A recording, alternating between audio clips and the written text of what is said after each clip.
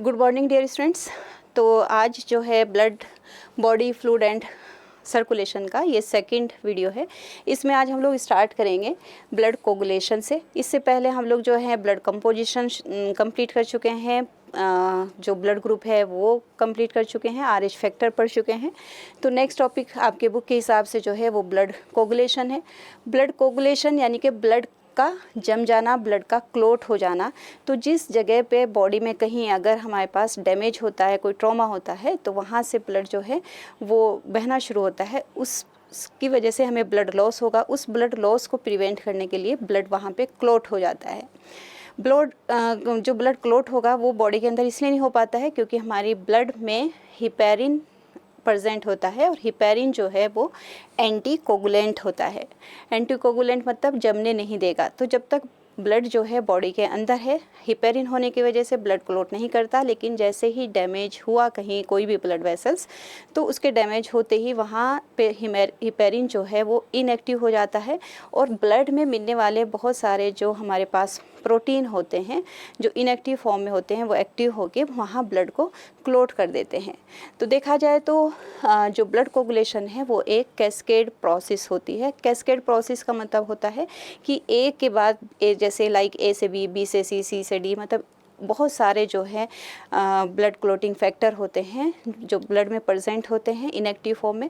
तो वो एक के बाद दूसरा, दूसरे के बाद तीसरा, इस तरह से जो है सब एक्टिवेट होना शुरू हो जाते हैं और फाइनली जो है ब्लड को क्लोट कर देते हैं, और ये बहुत ही शॉर्ट टाइम में हो जाता है। हालांकि आपके सिलेबस के हिसाब से यहाँ जो है सारे ब्लड क्लोट फैक्टर हम नहीं पढ़ते हैं, जितना NCERT के हिसाब से है उतना ही हम लोग यहाँ पढ़ेंगे। तो ब्लड कोगुलेशन क्या है? इन रिस्पॉन्स टू इंजुरी और trauma, blood clot to prevent blood loss। तो हम लोग का ब्लड इसलिए नहीं जम पा रहा है क्योंकि प्रेजेंट है ऑलरेडी यहाँ पे हिपेरिन।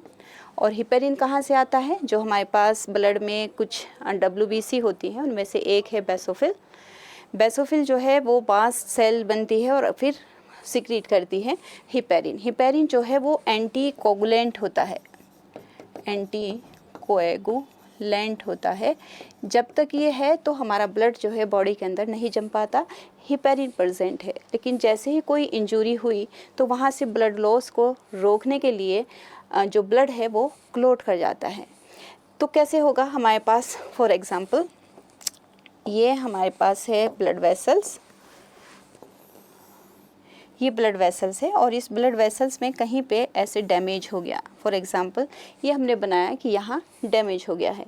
तो हमारे ये ब्लड वेसल्स हैं, इसमें हमारे जो फॉर्म्ड एलिमेंट होते हैं यानी RBC, WBC और प्लेटलेट्स यहाँ से जो है वो बह रहे हैं यहाँ से। इसी में प्रेजेंट होता है हमारे पास ब्लड के अंदर। हमारे पास होना चाहिए, ज़रूरी है विटामिन K ब्लड क्लोट करने के लिए। तो विटामिन K प्रेजेंट हो, कैल्शियम आयन प्रेजेंट हो, और यहाँ पे दो जो है हमारे इनएक्टिव फॉर्म में प्रोटीन होते हैं जो कि एक है हमारे पास प्रोथ्रोम्बिन और फिब्रिनोजन। ये सब जो है अगर ब्लड में प्रेजेंट है और फिर उसके बाद कोई इंजरी हो जा रही है तो यहाँ फ़ौरन ही जो है ब्लड क्लोट कर जाएगा ताकि यहाँ से ब्लड जो है हमारा लॉस ना हो सके। तो इसके लिए जो है जैसे ही ये यहाँ पे डैमेज हुआ तो जो भी हमारी यहाँ से WBC, RBC या प्लेटलेट्स जो हैं जा रही हैं, इनमें से जो प्लेटलेट्स हैं वो ख़ास तौर से जब यहाँ से निकलेंगी तो ये डैमेज हुआ है, डैमेज टिश्यू से जैसे ही टकराती हैं प्लेटलेट्स तो प्लेटलेट्स भी क्या हो जाती हैं? डैमेज हो जाती हैं। और अब जो है हमारा जो डैमेज टिश्यू है और ये प्लेटलेट से एक एंजाइम सिक्रीट करती हैं जिसका नाम है थ्रोम्बोकाइनेज। तो ये सब जो है माइग्रेट करने लगती हैं टूवर्ड्स दिस डैमेज। यहाँ पे यहाँ क्या हुआ है? टिश्यू डैमेज हो रहा है, tissue damage and platelets damage हुई। हिपेरिन यहाँ पे इनएक्टिव हो जाएगा। ये दोनों के डैमेज होने से ये दोनों जो हैं क्या रिलीज़ कर रहे हैं, ख़ास तौर से जो है हमारा जो प्लेटलेट्स है थ्रोम्बोकाइनेज, ये एक एंजाइम है जो है रिलीज़ हो रहा है, जो सिक्रीट हो रहा है डैमेज प्लेटलेट से। देखिए फिर से, ये ब्लड वेसल्स है, ब्लड वेसल्स में जैसे ही कोई डैमेज टिश्यू में डैमेज हुआ और वो ब्लड वेसल तक पहुंचा तो हमारे यहाँ से जो है ब्लड बहना शुरू हो जाएगा। तो हम लोग को यहाँ जो है ज़रूरी है कि यहाँ पे एक क्लॉट जो है बन जाए ताकि ब्लड जो है वो प्रिवेंट हो जाए लॉस होने से। तो ऑलरेडी ब्लड में विटामिन के, कैल्शियम आयन और कुछ इनएक्टिव प्रोटीन लाइक प्रोथ्रोम्बिन और फिब्रिनोजन प्रेजेंट होता है। इस डैमेज टिश्यू से जैसे ही हम लोग की प्लेटलेट्स यहाँ से गुजरती हैं तो वो डैमेज हो जाती हैं। डैमेज होने की वजह से इनके अंदर से जो है थ्रोम्बोकाइनेज रिलीज़ होता है। अब जब थ्रोम्बोकाइनेज जो है रिलीज़ हुआ तो ये जो हमारे पास प्रोथ्रोम्बिन है,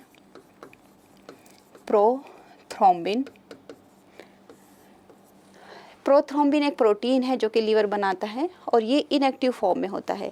लेकिन थ्रोम्बोकाइनेज जो एंजाइम है उसकी प्रेजेंस में ये एक्टिव फॉर्म में बन जाता है और थ्रोम्बिन में चेंज हो जाता है, यानी ये इसकी इनएक्टिव फॉर्म है।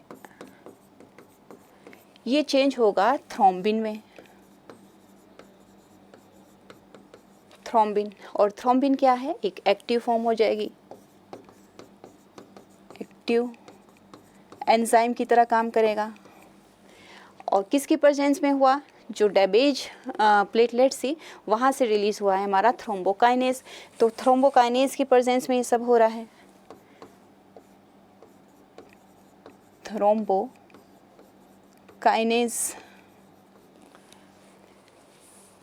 तो प्रोथ्रोम्बिन जो है जो इनएक्टिव फॉर्म में था वो थ्रोम्बिन में कन्वर्ट हुआ इन प्रेजेंस ऑफ थ्रोम्बोकाइनेज। अब जो थ्रोम्बिन है ये भी एक एंजाइम की तरह कैटेलाइज करेगा नेक्स्ट रिएक्शन को, इसीलिए इसको बोला जाता है कि ये एक कैस्केड प्रोसेस है। तो नेक्स्ट हमारे पास एंजाइम है, प्रोटीन है जिसका नाम है फिब्रिनोजन। फिब्रिनोजन जो है इनएक्टिव फॉर्म में ब्लड में ऑलवेज प्रेजेंट रहता है। जब ये थ्रोम्बिन होगा तो ये फिब्रिनोजन जो है इसकी प्रेजेंस में जो है एक्टिव बन जाएगा और ये बन जाएगा फिब्रिन। फिब्रिन जो है वो फाइबर्स होते हैं एक तरीके से, इस तरह से फिब्रिन होता है। ये जो फिब्रिन फाइबर्स होते हैं ये एक नेटवर्क बना देते हैं उस ब्लड वेसल्स पे, जो हम लोग ने पीछे स्लाइड्स पे देखा है। ये देखिए यहाँ पे, तो जो यहाँ ये वाला जो पार्ट है यहाँ पे ये जो फिब्रिन फाइबर्स है इस तरह से एक नेटवर्क बना देंगे इस जगह पे। और अब जितनी भी हमारे पास डैमेज प्लेटलेट्स है, WBCs हैं, वो यहाँ पे ट्रैप कर ली जाएगी और ट्रैप होने की वजह से यहाँ से जो है ये सील कर दिया जाएगा।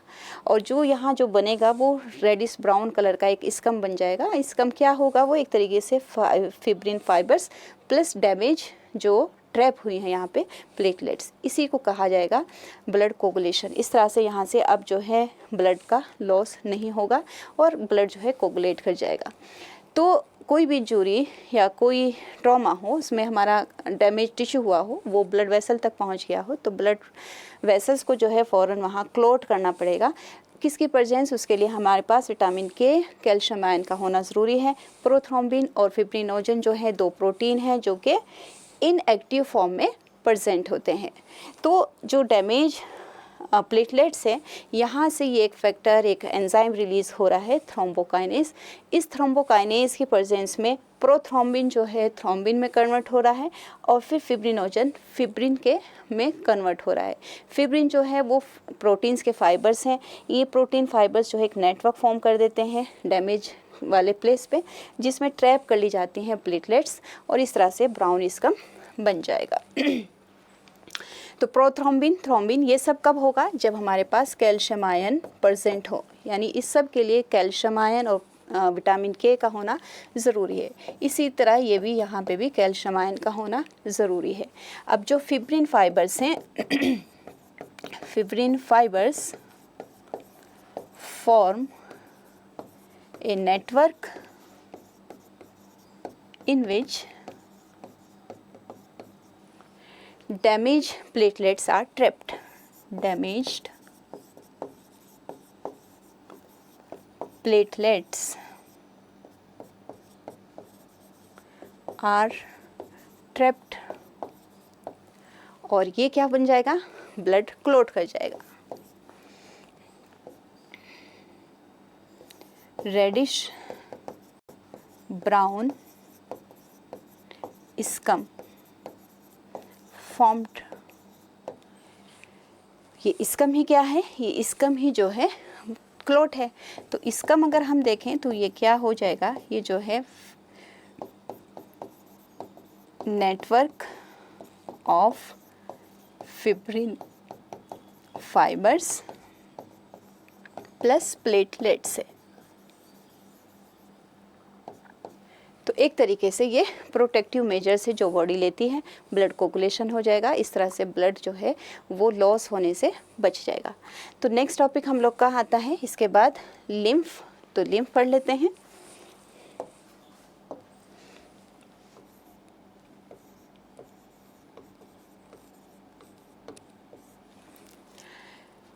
लिम्फ जो होता है वो ब्लड जो है जब हम लोग के हार्ट से जो है चलेगा, यहाँ मैं एक हार्ट बना देती हूँ।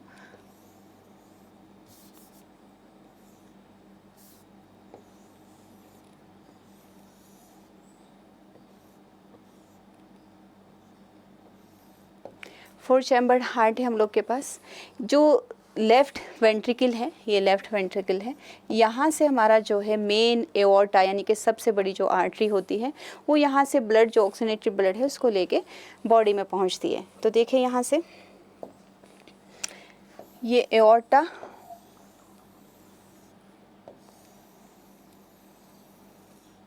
ये हमारा मेन एओर्टा है या आर्टरी आप इसको कह लीजिए। जैसे ये कहीं टिश्यू में एंट्री लेती है, देखिए यहाँ पे हम लोग एक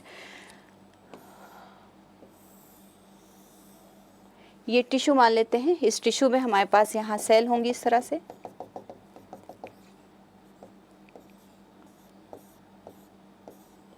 ये यहाँ पे टिश्यू है। तो जब ब्लड जो है, जो ऑक्सीजनेटेड ब्लड है जो कि एक एओर्टा या आर्टरी के थ्रू जो है यहाँ आएगा, तो हमारी जो आर्टरी है वो जो है बारीक बारीक कैपिलरीज में यहाँ ब्रेकअप हो जाती है। तो यहाँ से हमारी जो है बहुत सारी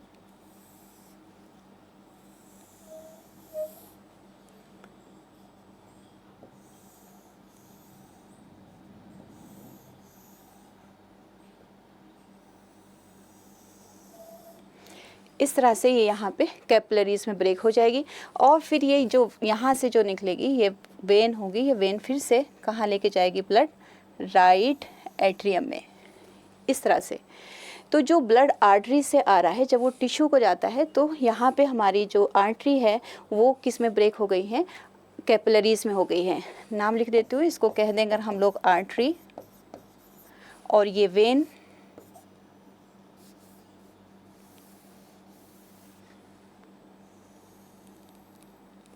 ये वेन है और ये यहाँ कैपिलरीज।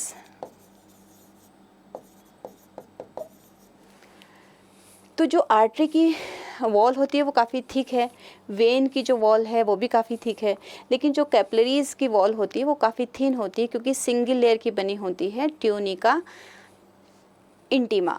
एक ट्यूनिका एक्सटर्ना होती है, ट्यूनिका मीडिया होती है, लेकिन जो कैपिलरीज की वॉल होती है वो सिंगल लेयर की बनी होती है जिसको एंडोथेलियम भी कहते हैं, यानी कि ट्यूनिका इंटीमा। यहाँ पे जो यहाँ से जब बहुत ज़्यादा प्रेशर से ब्लड भेजा जाता है तो यहाँ कैपिलरीज में प्रेशर होने की वजह से क्या होगा, हमारे पास जो प्लाज्मा है उसमें से कुछ वाटर जो है फिल्टर होके यहाँ इस वाले हिस्से में आ जाएगा, यानी कि टिश्यू में सेल्स के बीच बीच में कुछ जो वाटर है यानी प्लाज्मा है वो यहाँ से फिल्टर होके टिश्यू में यानी कि सेल्स के बीच में आ जाता है। और ये जो प्लाज्मा छन के आया है इसमें मैक्सिमम हमारे पास जो है कुछ सॉल्युबल प्रोटीन्स होंगे, सॉल्युबल आयंस होंगे, मतलब सेम कंपोजिशन होगी जो कि प्लाज्मा की होगी, बट जो फॉर्म्ड एलिमेंट होते हैं मैक्सिमम वो नहीं होते। सिर्फ कुछ WBCs यानी कि ख़ास तौर से हमारी B लिम्फोसाइट और T लिम्फोसाइट जो है वो भी यहाँ जो है इसके साथ आ जाती है। तो हम लोग यहाँ लिख सकते हैं कि जो फ़िल्टर होके यहाँ पे आया, इस फिल्टर में क्यों आया है, क्योंकि आर्टरीज़ में यहाँ से प्रेशर ज़्यादा होने की वजह से और कैपिलरीज़ की वॉल काफ़ी थिन होने की वजह से यहाँ कैपिलरीज़ में प्रेशर बन जाने की वजह से जो फ़िल्टर होगा वो ज़्यादातर पानी यानी कि ज़्यादातर जो है वो प्लाज्मा जो है यहाँ से कैपिलरी से बाहर टिश्यू में आ जाएगा। और इस प्लाज्मा में जो सॉल्युबल स्मॉल मॉलिक्यूल्स होंगे या गैसेस होगी या फिर न्यूट्रिएंट्स होंगे, वो सब भी जो है यहाँ सेल्स के बीच में आ जाएंगे। जो नहीं आएगा वो आरबीसी नहीं आएगा, और जो लार्ज साइज के प्रोटीन्स होंगे वो जो है फ़िल्टर होके बाहर नहीं आ पाएंगे, और जो बाकी का जो पार्ट बचा है वो वापस से फिर से सर्कुलेट कर दिया जाएगा और हार्ट को भेज दिया जाएगा। अब जो फ्लूइड यहाँ पे आया है, इस फ्लूइड को हम लोग जो है इंटरटिशियल फ्लूइड कहेंगे, या फिर इसी को आप लोग टिश्यू फ्लूइड भी बोल सकते हैं, टिश्यू फ्लूइड। ये टिश्यू फ्लूइड जो है इसकी कंपोजिशन ऑलमोस्ट सेम होती है एज प्लाज्मा, उसी की तरह है। बस यहाँ पे जो है प्लाज्मा मतलब जो यहाँ पे ये फ्लूइड आया है, इसमें हमारे पास लार्ज प्रोटीन नहीं है और इसमें आरबीसी नहीं है। तो जो स्मॉल साइज की डब्ल्यूबीसी है, ख़ास तौर से बी लिम्फोसाइट और टी लिम्फोसाइट जो है यहाँ आ जाएगी। अब अगर हर बार इसी तरीके से जब भी सर्कुलेशन हो रहा है, हर बार से इस तरह से कुछ पार्ट जो है हमारा प्लाज्मा या ब्लड का यहाँ पे जो है टिश्यू में आ जाता है, तो टिश्यू क्या हो जाएगा, फूलना शुरू हो जाएगा, स्वेलिंग होनी शुरू हो जाएगी। प्लस ब्लड की जो अमाउंट है जो हमारे अंदर 5 से 6 लीटर होता है वो भी डिक्रीज़ करने लग जाएगी। इसलिए ये जो फ्लूइड है हमें यहाँ से जो है ड्रेन आउट करना होगा। तो यहाँ से एक और स्पेशल टाइप का जो है ब्लड जो है कैपिलरीज यहाँ से अराइज होंगी।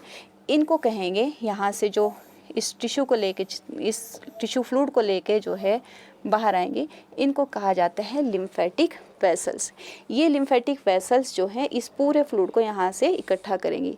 जैसे ही ये फ्लूइड, जिसको हम इंटरटिशियल फ्लूइड या टिश्यू फ्लूइड कह रहे हैं, वो इन लिम्फेटिक वेसल्स में एंटर करता है, तो अब इसी फ्लूइड को हम लोग कहना शुरू कर देते हैं लिम्फ। यानी कि जब तक वो टिश्यू में यानी सेलुलर स्पेस में है, तब तक हम उसको टिश्यू फ्लूइड कहते हैं। जैसे ही लिम्फेटिक वेसल्स में आ जाता है तो इसी को लिम्फ कहने लगते हैं। इसकी कंपोजिशन ऑलमोस्ट सेम है जैसे कि हमारे पास प्लाज्मा की है, बट इसमें जो है लार्ज प्रोटीन नहीं होंगे, इसमें जो है हमारे पास आरबीसी नहीं होगी, ख़ास तौर से बी लिम्फोसाइट, टी लिम्फोसाइट और वाटर रहेगा। अब क्योंकि ये टिश्यू है, यहाँ सेल है, इसमें हो सकता है किसी तरह का कोई इन्फेक्शन हो या माइक्रोब्स हो, तो उसको क्लीन करके हमें जो है यहाँ से हटाना है। तो ये जो हमारी लिम्फेटिक वेसल्स हैं बीच बीच में ऐसे फूल जाते हैं, जिसको लिम्फेटिक नोड्स कहते हैं। जो लिम्फेटिक नोड्स होते हैं वो पूरी तरीके से जो है पैक्ड हैं विथ बी लिम्फोसाइट और टी लिम्फोसाइट्स। तो जो यहाँ से ये इंटरटिशियल फ्लूइड जो इकट्ठा किया गया है in the form of lymph, वो यहाँ पे चेक कर लिया जाएगा कि उसमें कोई किसी तरह का इन्फेक्शन तो नहीं है, क्योंकि यहाँ क्या है इन लिम्फ नोड्स में हमारे पास बी और टी लिम्फोसाइट्स है। अब यहाँ से हम लोग आगे बढ़ेंगे और फिर से हमारा लिम्फ नोड्स आ जाएगा, फिर से चेक करेंगे, फिर से आगे भेजेंगे, फिर से चेक करेंगे, फिर से लिम्फ नोड, और फाइनली जब ये तय हो जाता है कि अब ये बिल्कुल जो है इन्फेक्शन फ्री हो गया है, तो इस फ्लूइड को भी हम लोग जो है इन्फीरियर वेना केवा में डाल देंगे, ताकि हमारा ब्लड का जो अमाउंट है वो एज इट इज़ बना रहे, इसकी वजह से कम ना हो। तो इस तरह से हमारे पास सर्कुलेशन के लिए 2 फ्लूइड हम लोगों ने शुरू में ही पढ़े थे, एक ब्लड है, एक लिम्फ है। तो ये तो ब्लड सर्कुलेटरी सिस्टम है, और इसी ब्लड से जो कैपिलरीज से होते हुए कुछ प्लाज्मा और उसके साथ कुछ डब्ल्यूबीसीज फिल्टर हो गए जो इंटरटिशियल फ्लूइड में आ गई थी, इसी को जब हम इकट्ठा करते हैं लिम्फेटिक वेसल्स में, तो यही क्या होता है, लिम्फ कहलाया जाता है। इस लिम्फ को भी हमें जो है ऐड कर देना है अपने ब्लड में ही, यानी कि जो इन्फीरियर वेना केवा जब जो है एंटर कर रही है हार्ट में, तो उससे पहले उसी में मर्ज कर दिया जाएगा, but after checking so many times, इतनी बार इसको लिम्फ नोड्स में चेक किया जाएगा और इसको बिल्कुल इन्फेक्शन से फ्री करके तब इसको ब्लड में डाल देंगे। तो लिम्फ जो है क्या होगा, लिम्फ इज कलरलेस है, कलरलेस होता है, इसमें कोई कलर नहीं है, क्योंकि आरबीसी नहीं है। आरबीसी की वजह से ब्लड का कलर है, इसमें आरबीसी होती नहीं है, लार्ज प्रोटीन नहीं होते हैं, तो इसलिए जो है इसका कलर नहीं है। तो लिम्फ क्या है, लिम्फ में हमारे पास, या ऐसे कह लीजिए, ओके, लिम्फ जो है ब्लड है जिसमें से हम माइनस कर दें आरबीसी प्लस लार्ज प्रोटीन्स। तो प्लाज्मा लिम्फ जो है वो ब्लड में ही है एक तरीके से जो फ़िल्टर हुआ है, बट इसमें कभी भी आरबीसी नहीं है और लार्ज प्रोटीन नहीं है, क्योंकि जो ये कैपिलरीज़ की वॉल है ये फ़िल्टर नहीं कर पाती, इसको क्रॉस नहीं कर पाती, हमारी आरबीसी क्रॉस नहीं कर पाएगी, लार्ज प्रोटीन्स क्रॉस नहीं कर पाएंगे। अदरवाइज़ जो है लिम्फ कंपोजिशन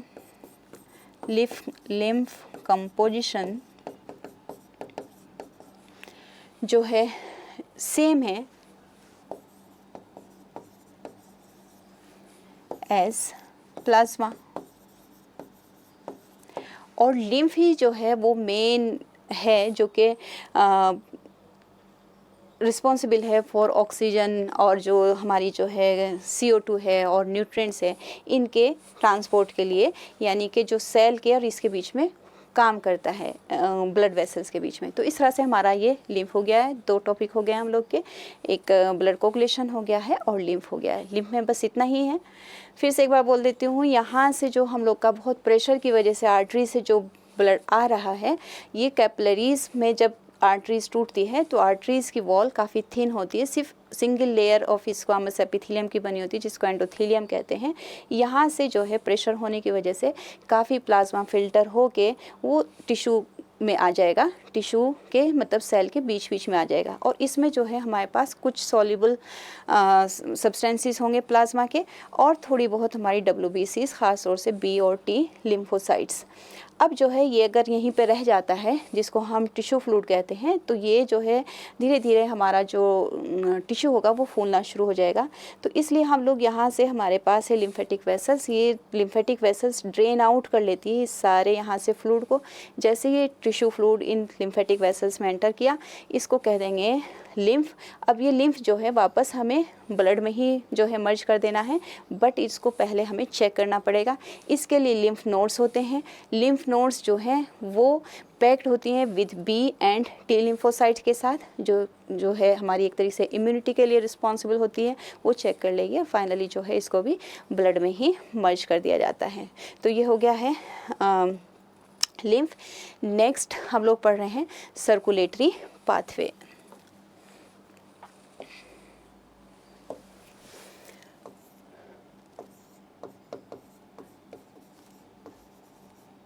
सर्कुलेटरी पाथवे, तो सर्कुलेटरी पाथवे यानी कि ब्लड वेस्कुलर सिस्टम जो है, ये सर्कुलेटरी पाथवे 2 तरह का हो सकता है। एक वो जो हम जिसको ओपन सर्कुलेटरी पाथवे कहेंगे, ओपन ब्लड सर्कुलेटरी सिस्टम कहेंगे, जहाँ पे हमारा हार्ट तो वेल डेवलप हो सकता है, लेकिन जो है ब्लड वेसल्स वेल डेवलप नहीं होती, या वैसे तो हार्ट भी उतने अच्छे से डेवलप नहीं होता, बट ब्लड वेसल्स डेवलप नहीं रहती है, जिसकी वजह से हार्ट जब जो है ब्लड को पंप करता है तो पूरी बॉडी में ब्लड जो है विदाउट क्लोज सर्किट के ऐसे ही चला जाता है, तो सारे ऑर्गन्स जो होते हैं वो ब्लड में बात कर जाते हैं, यानी इनडायरेक्ट कॉन्टैक्ट होते हैं ब्लड के। तो जो भी ऑर्गन है वो पूरी तरीके से डूबा रहता है ब्लड के अंदर, और फिर से ये ब्लड जो है हार्ट में जाएगा। फिर से ब्लड जब जो है हार्ट जो है पंप आउट करेगा, तो वेसल्स ना होने की वजह से हमारे सारे ऑर्गन्स जो है वो डायरेक्ट कॉन्टैक्ट में आ जाएंगे ब्लड के। तो इस तरह से सर्कुलेटरी पाथवे 2 तरीके से हो सकता है, ओपन सर्कुलेटरी सिस्टम और close circulatory system. Open circulatory system या पाथवे कह सकते हैं, और क्लोज टाइप का सर्कुलेटरी सिस्टम। तो क्लोज्ड वो होगा जहाँ पे जो ब्लड है जैसे ही हार्ट उसको पंप आउट करता है, क्योंकि हार्ट का काम ही एक तरीके से मस्कुलर पंप की तरह काम करता है। तो जैसे ही ब्लड पंप आउट किया जाता है हार्ट से, तो ब्लड वेसल्स वेल डेवलप होती हैं। पहले आर्टरीज उस ब्लड को लेके जाएंगे, फिर डिफरेंट बॉडी के टिश्यू में जाके कैपिलरीज में टूट के ब्लड पूरी बॉडी को दिया जाएगा। फिर वहाँ से इकट्ठा वेंस के थ्रू होगा, और वेंस जो है फाइनली पूरे ब्लड को इकट्ठा करके वापस हार्ट के पास ले आएगी। इस तरह से हमारा ब्लड जो है एक तरीके से ब्लड वेसल्स के अंदर है, कहीं पर भी डायरेक्ट कॉन्टैक्ट में नहीं जाता है किसी भी टिश्यू या किसी भी ऑर्गन्स के। बट यहाँ पे जो ओपन सर्कुलेटरी सिस्टम है, यहाँ ब्लड वेसल्स अच्छे से डेवलप ना होने की वजह से जो जैसे ही ब्लड जो है पंप आउट किया जाता है हार्ट से, तो वो डायरेक्ट कॉन्टैक्ट में आ जाता है ऑर्गन्स के। और जो ऑर्गन्स हो गए मतलब वहाँ पे जो है जो कैविटीज़ होगी वो कैविटीज़ फिल हो जाएंगी उस ब्लड से। तो ये जो कैविटीज़ होती हैं इनको साइनसेस भी कह देते हैं। तो यहाँ हम लोग लिख लेंगे कि ओपन सर्कुलेटरी सिस्टम में blood vessels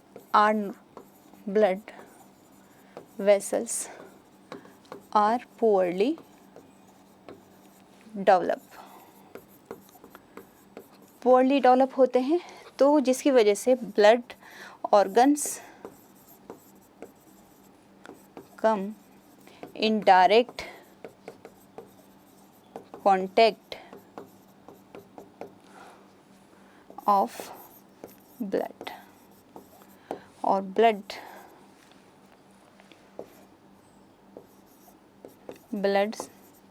circulate in sinuses या फिर बॉडी कैविटी कह लीजिए।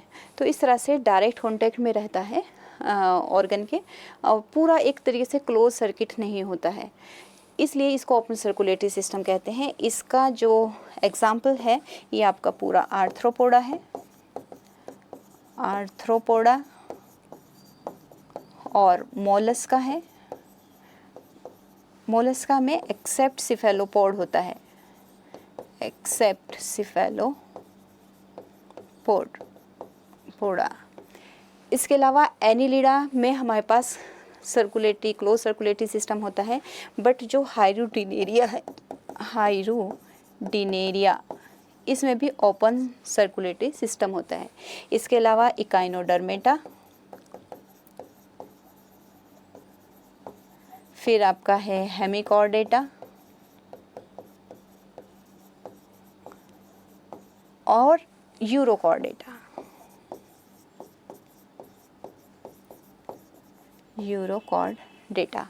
तो ये यहाँ पे इन जगहों पे आपको जो है ओपन सर्कुलेटरी सिस्टम दिखेगा। आर्थ्रोपोडा पूरा फाइलम है।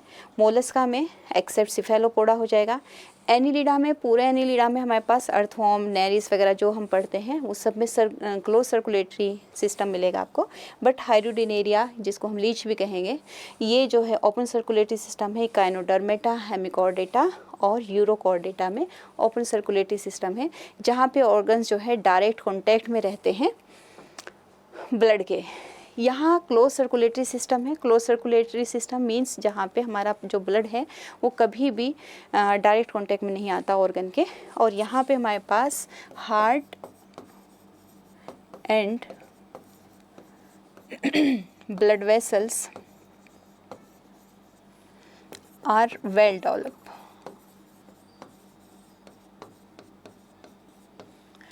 और ब्लड जो है सर्कुलेट होता है in closed circuit. Blood circulate in a closed circuit. इसका एग्जाम्पल आपका एनिलिडा हो जाएगा। एग्जाम्पल एनिलिडा वाइट से एनिलिडा है। फिर आपका जो है कॉर्डेटा, या वैसे यहाँ यूरोकॉर्डेटा आ गया है तो आप यहाँ कह सकते हैं एनिलिडा, फिर सिफेलोकॉर्डेटा, जो कुछ भी इसके अलावा रखा। फिर आपके साइक्लोस्टोम आप पढ़ते हैं, फिर आप 4 जो है ये ग्रुप पढ़ते हैं, तो ये सब जो है इसमें आ जाएंगे। साइक्लोस्टोमेटा, इसके बाद आप लोग क्या पढ़ते हैं, पाइसिस पढ़ते हैं, और आपके जो भी एम्फीबियंस हैं, उसके बाद रेप्टाइल्स हैं, एज, मैमल्स, इन सब में क्लोज सर्कुलेटरी सिस्टम है। तो अगर क्लोज सर्किट में चल रहा है तो क्लोज सर्कुलेटरी सिस्टम है, जो पहली बार कहाँ पे देखा गया था, एनिलिडा में। और open circulatory system mainly arthropoda, Mollusca, urochordata, Echinodermata और हेमिकॉर्डेटा। अब जो क्लोज सर्कुलेटरी सिस्टम है, जितने भी हमारे पास कॉर्डेट्स हैं, तो हार्ट जो है वो देखा जाए तो इन वर्टिब्रेट जो होते हैं, नॉन कॉर्डेट्स जो होते हैं, वहाँ पे ट्रू हार्ट नहीं है। हालांकि कॉकरोच में हम लोग पढ़ते हैं 13 चैम्बर्ड हार्ट, बट एक्चुअल में ट्रू हार्ट नहीं है। कॉर्डेट और नॉन कॉर्डेट के हार्ट में जो मेन डिफरेंस होता है वो है कि कॉर्डेट में जो हार्ट होता है वो वेंट्री लोकेटेड होता है और नॉन कॉर्डेट में ये डोर्सली लोकेटेड होता है। तो कॉर्डेट में जो हार्ट होता है वो मस्कुलर पंपिंग ऑर्गन है एक तरीके से, और इसमें चैम्बर्स के हिसाब से ये हम इसको 4 जगह क्लासीफाई कर लेते हैं। तो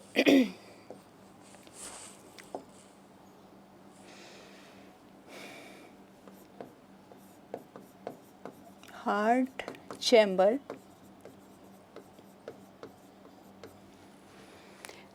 चैम्बर्स पढ़ रहे हैं, हार्ट के चैम्बर्स जो है। तो सबसे पहले पढ़ें हम लोग जो है पाइसी फिश में। तो फिश का जो हार्ट होता है, यानी पाइसिस जो फिश है, इसमें जो हार्ट होगा वो 2 चैम्बर्ड हार्ट होता है। इसको हम वेनस हार्ट या फिर जो है ट्यूबलर हार्ट भी कहते हैं। तो फिश का जो हार्ट होता है उसको वेनस हार्ट या फिर ट्यूबलर हार्ट भी कहेंगे। इसमें सिर्फ जो है 2 ही चैम्बर होते हैं, ओनली 2 चैम्बर प्रेजेंट। तो ये 2 चैम्बर, 1 ऑरिकल 1 वेंट्रिकल होगा, 1 ऑरिकल या एट्रिया बोल सकते हैं, एंड 1 वेंट्रिकल। तो 2 ही चैम्बर होते हैं यहाँ पे। इनमें से देखिए एक जो है ये कह लें कि ऑरिकल है, और फिर ये एक जो है ये वेंट्रिकल है। यहाँ से ब्लड जो है बॉडी से इकट्ठा होके आएगा यहाँ पे, यहाँ से ब्लड एंटर करता है बॉडी से। तो ये आ गया ऑरिकल में, ये ऑरिकल है, ये वेंट्रिकल है, यहाँ से वेंट्रिकल, और वेंट्रिकल से ये जो है कहाँ भेजा जाएगा, गिल्स को भेज दिया जाता है, गिल्स। तो गिल्स में अब जब जाएगा तो गिल्स, फिश में जो रेस्पिरेशन होता है वो कैसा होता है, ब्रैंकियल रेस्पिरेशन होता है, यानी कि जब गिल्स के थ्रू होता है तो ब्रैंकियल रेस्पिरेशन होता है। अब ये जो ब्लड बॉडी से इकट्ठा हुआ है, ये पूरा ब्लड कैसा है, डीऑक्सीनेटेड ब्लड होता है। ये डीऑक्सीनेटेड ब्लड कहाँ एंटर किया, हार्ट के फर्स्ट चैम्बर यानी ऑरिकल में, ऑरिकल से वेंट्रिकल में, वेंट्रिकल से अब जो है गिल्स को भेजा गया। अब गिल्स से जो ब्लड आएगा ये ब्लड होगा यहाँ से ऑक्सीनेटेड ब्लड होगा, ये ऑक्सीनेटेड ब्लड होगा, क्योंकि गिल्स जो है वो हाईली वेस्कुलर होता है, बहुत ज़्यादा ब्लड सप्लाई होती है, और यहीं पे गिल्स के थ्रू ही डिफ्यूज़न हो रहा है गैसेस का। यानी जो डिज़ोल्व ऑक्सीजन है वाटर में, वो वाटर में ज़्यादा कंसंट्रेशन होने की वजह से गिल्स में डिफ्यूज़ इन हो जाएगी, और यहाँ पे जो डीऑक्सीनेटेड ब्लड है उसमें CO2 की कंसंट्रेशन ज़्यादा होने की वजह से वाटर में CO2 यानी डिफ्यूज़ आउट हो जाएगी। अब ये जो ऑक्सीनेटेड ब्लड है ये बॉडी को जाएगा यहाँ, और फिर बॉडी से जो है वापस इकट्ठा होते हुए डीऑक्सीनेटेड यहाँ से फिर से हार्ट को भेज दिया जाता है। तो इसको सिंगल सर्कुलेशन कह सकते हैं। सिंगल सर्कुलेशन है, एक ही बार बॉडी को जा रहा है, एक ही बार जो है गिल्स को जा रहा है, सिंगल सर्कुलेशन। तो ट्यूबलर हार्ट इसलिए कह रहे हैं क्योंकि यहाँ ट्यूबलर हार्ट है, 2 ही चैम्बर है, 1 ऑरिकल 1 वेंट्रिकल, 2 चैम्बर्ड हार्ट है। और वेनस इसलिए कह रहे हैं क्योंकि पूरे हार्ट में कभी भी जो है ऑक्सीनेटेड ब्लड नहीं आ रहा है, सिर्फ डीऑक्सीनेटेड ब्लड है, बॉडी से इकट्ठा किया जाता है, उसी ब्लड को ये पंप आउट कर देता है, गिल्स को जाता है, गिल्स डायरेक्टली जो है ऑक्सीनेटेड ब्लड को बॉडी को भेज देती है। तो इस तरह से क्योंकि इसमें सिर्फ जो है डीऑक्सीनेटेड ब्लड है, तो इस हार्ट को हम वेनस हार्ट भी कहते हैं, ट्यूबलर हार्ट कहते हैं, और यहाँ पे इस तरह से जो है सिंगल सर्कुलेशन हम लोग को देखने को मिल रहा है। तो नेक्स्ट हम लोग का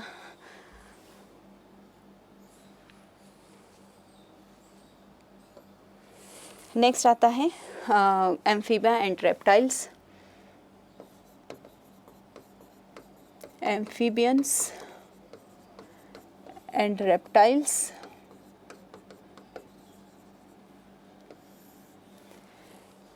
एम्फीबियन एंड रेप्टाइल्स दोनों में ही हम लोग के पास जो है वो हार्ट 3 चैम्बर्ड हार्ट होता है, यानी यहाँ 2 एट्रिया है, 1 वेंट्रिकल है। और वेंट्रिकल में जो है मिक्सिंग होती है ब्लड की। तो देखिए किस तरह से है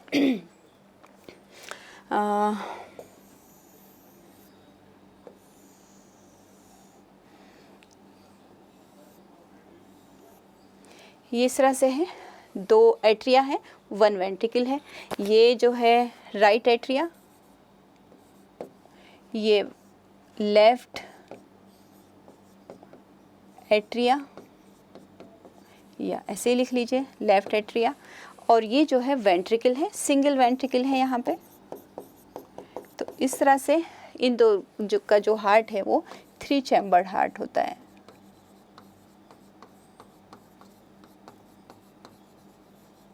हालांकि कुछ एक्सेप्शन देखने को मिलते हैं रेप्टाइल्स में, जैसे कि क्रोकोडाइल है, घड़ियाल है, एलिगेटर्स हैं, इनमें कम्प्लीटली 4 चैम्बर्ड हार्ट है।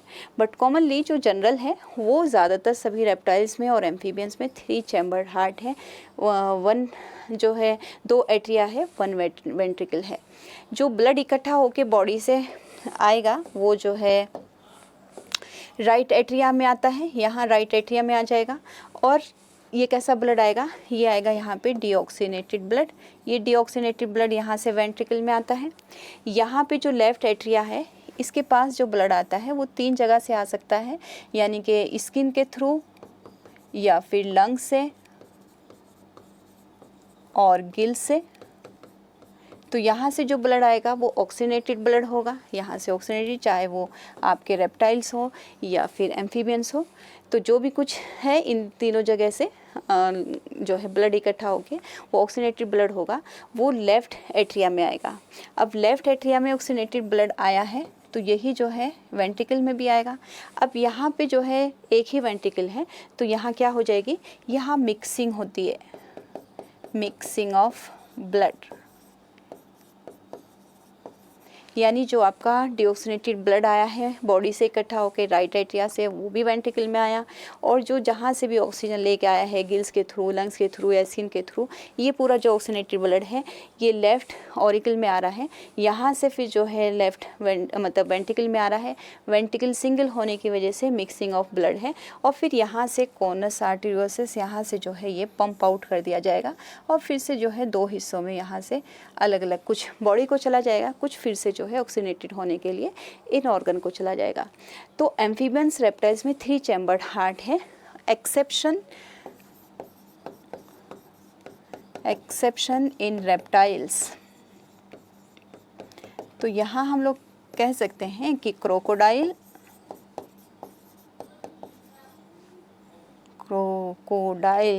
और alligator have completely 4 chambered heart।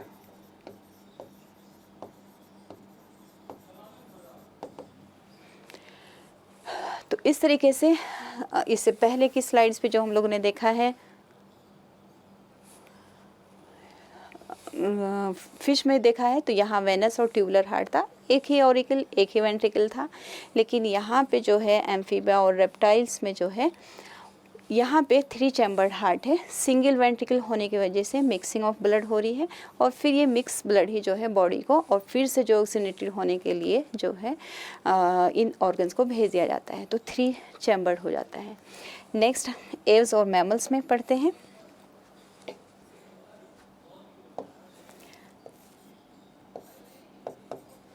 Aves and mammals, यहाँ पे जो है 4 चैम्बर्ड हार्ट होता है, 4 चैम्बर्ड हार्ट। और यहाँ पे जो है क्लोज सर्कुलेशन है, और एक तरीके से पूरी तरीके से ऑक्सीनेटेड और डीऑक्सीनेटेड ब्लड को सेपरेट रखा जाता है। और क्योंकि 2 बार जो है ब्लड हार्ट में आता है, एक बार इकट्ठा होकर लंग से ऑक्सीनेटेड ब्लड, और फिर एक बार बॉडी से इकट्ठा होकर आता है हार्ट के पास। तो इस तरह से 2 सर्कुलेशन होते हैं, एक हार्ट टू लंग्स, वापस लंग से फिर जो है हार्ट के पास, और एक बार हार्ट से पूरी बॉडी को, और फिर पूरी बॉडी से इकट्ठा होकर वापस हार्ट को। इस तरह से यहाँ पे जो है डबल सर्कुलेशन होता है। 4 चैम्बर्ड हार्ट है, डबल सर्कुलेशन है, डबल सर्कुलेशन पाथवे हम लोग यहाँ देखते हैं। डबल यानी कि एक जो है हमारा सिस्टमेटिक सर्कुलेशन है, तो एक हमारा पल्मोनरी सर्कुलेशन है। और यहाँ there is no mixing of blood, there is no mixing of oxygenated blood and deoxygenated blood, यानी दोनों को बिल्कुल जो है सेपरेटली रखा जाता है। 2 बार जो है ब्लड हार्ट में आता है, एक बार लंग से और एक बार जो है बॉडी से, तो इसलिए डबल सर्कुलेशन कहा जाता है। डिटेल में हम लोग पढ़ेंगे आगे। तो अभी जो नेक्स्ट है वो पढ़ते हैं ब्लड सर्कुलेटरी सिस्टम। चलिए,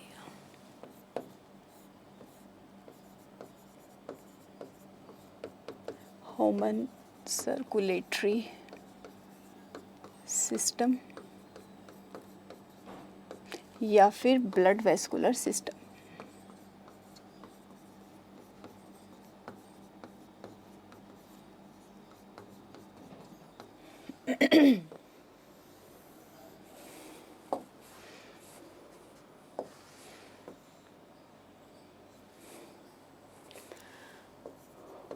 ह्यूमन सर्कुलेटरी सिस्टम और ब्लड सर्कुलेटरी सिस्टम। तो यहाँ ह्यूमन हार्ट पढ़ना शुरू करते हैं। यानी कि सर्कुलेटरी सिस्टम अगर हम पूरा ही यहाँ बात कर रहे हैं तो इसके अंदर कितनी चीज़ें आएंगी। इसके अंदर आती है हमारे पास ब्लड, हार्ट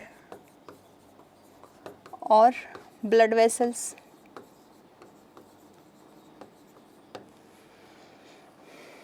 ब्लड, हार्ट और ब्लड वेसल। तो यहाँ बात करते हैं हार्ट की। तो हार्ट की सबसे पहले लोकेशन,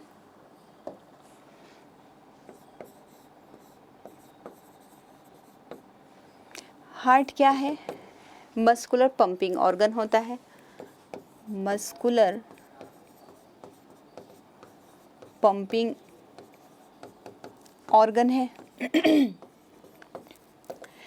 यानी कि जो है ये पंप करता है ब्लड को बहुत फोर्सफुली, ताकि पूरी बॉडी में जो है ब्लड जा सके और फिर वहाँ से इकट्ठा होकर वापस जो है हार्ट के पास आएगा, ये फिर से जो है पंप करेगा। इसीलिए मस्कुलर है, क्योंकि इतना प्रेशर बनता है तो मस्कुलर पंप है। और मस्कुलर है तो मेसोडर्मल इन ऑरिजिन होगा, मेसोडर्म से ऑरिजिन होगा, तो मेसोडर्मल इन ऑरिजिन होता है, मेसोडर्मल इन ऑरिजिन। अगर इसके लोकेशन की बात करें कि ये लोकेट कहाँ पे है, लोकेशन, तो लोकेशन के हिसाब से ये हमारी थोरेसिक कैविटी में है, दोनों लंग्स के बीच में। हम लोग ने ब्रीथिंग वाले चैप्टर में भी पढ़ा था कि जो लंग्स है, लेफ्ट लंग्स है, उसमें एक नोच होती है, इस नोच में थोड़ा सा टिल्टेड रहता है हार्ट जो है वो लेफ्ट साइड की तरफ में। तो थोरेसिक कैविटी में बिटवीन द लंग्स, और यहाँ पे जो है हमारा थोड़ा सा टुवर्ड्स द लेफ्ट। तो human heart is located in thoracic cavity between lungs कहेंगे,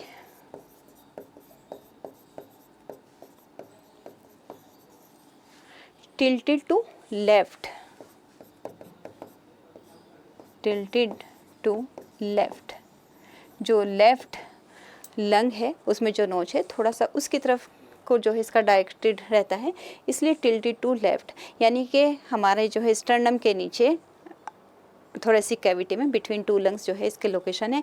इसकी अगर साइज़ की बात करें तो एक जो है बंद मुट्ठी की तरह इसका साइज़ होता है। तो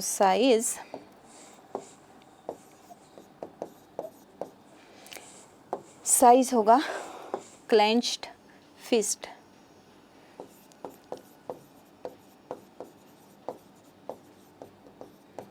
इतना इसका साइज़ रहता है। और अब जो है ये क्योंकि बहुत ही नाजुक सा ऑर्गन होता है हार्ट जो है, इस ऑर्गन को प्रोटेक्ट करना बहुत ज़रूरी है। जिस तरह से लंग के ऊपर हमने प्लूरल मेम्ब्रेन पढ़ी थी, प्लूरल फ्लूइड भी था, इसी तरह यहाँ पे जो हार्ट है ये भी जो है प्रोटेक्टेड रहता है इन डबल मेम्ब्रेन बैग में, दैट इज़ कॉल्ड पेरिकार्डियम। तो हार्ट जो है protected in double membrane bag में, that is called pericardium. Pericardium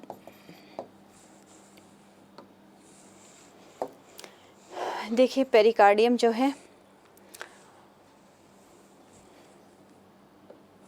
तो ये है हम लोग का हार्ट।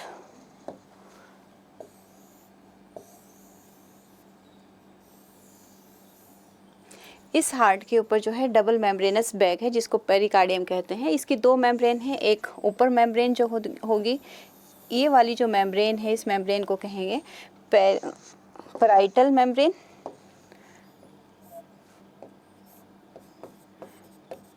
Parietal membrane. और फिर इसके नीचे एक मेम्ब्रेन होगी यहाँ पे,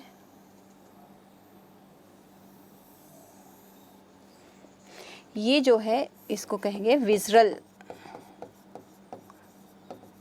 विज़रल मेम्ब्रेन। इन दोनों मेम्ब्रेन के बीच में यहाँ पे कुछ फ्लूइड भरा होगा,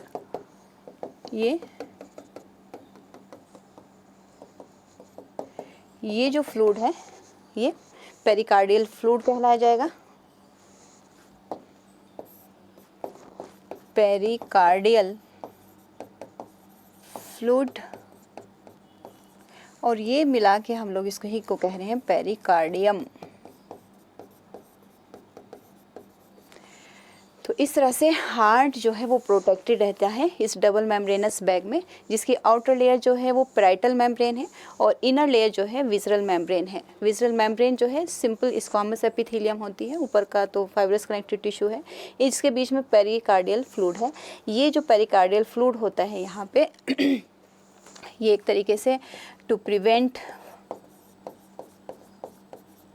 फ्रिक्शन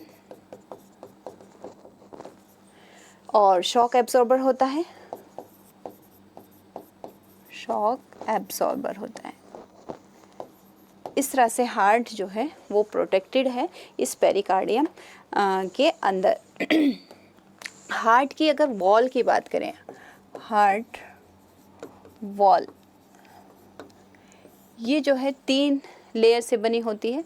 तो सबसे ऊपर एपिकार्डियम, फिर मेसोकार्डियम, फिर मायोकार्डियम और एंडोकार्डियम। तो हार्ट वॉल जो है 3 लेयर्स है यहाँ पे, आउटर से इनर जैसे भी। तो देखिए एपिकार्डियम, फिर मायोकार्डियम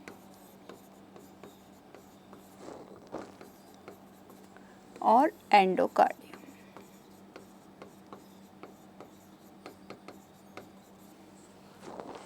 तो 3 लेयर्स होंगी हार्ट में, बाहर से अंदर की तरफ चलें तो 3 लेयर्स है।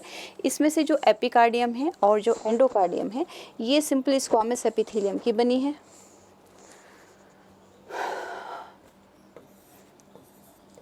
स्क्वामस एपिथेलियम,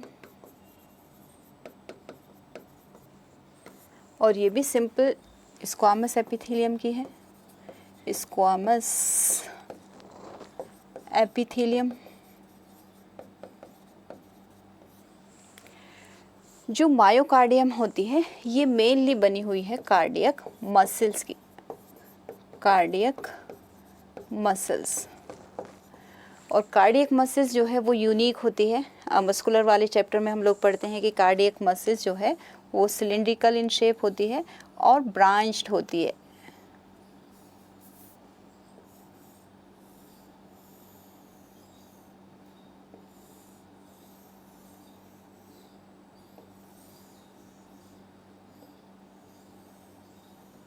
इस तरह से ये एक सेल्स है, फिर इसके नीचे दूसरी सेल्स, तो ये ब्रांच्ड फॉर्म में होती है।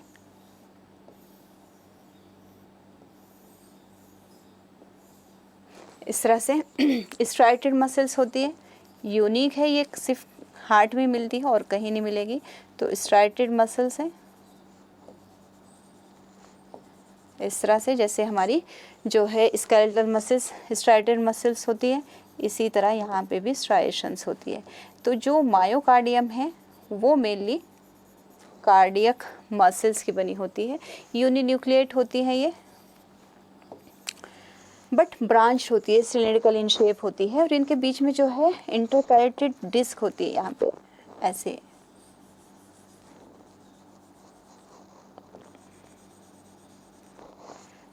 ये इंटरकैलेटेड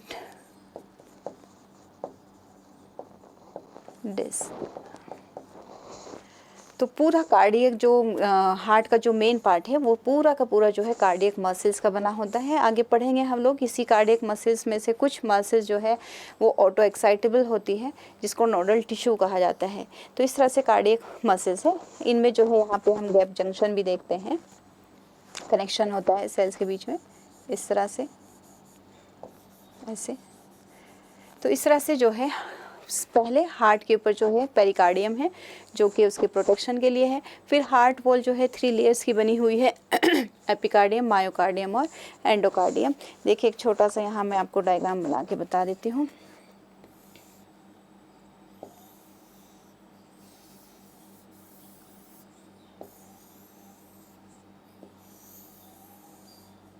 ये 2 एट्रिया और 2 वेंट्रिकल। तो यहाँ ये जो है एंडोकार्डियम होगी, इस तरह से स्क्वामस एपिथेलियम की बनी होती है, चपटी सेल्स होती है।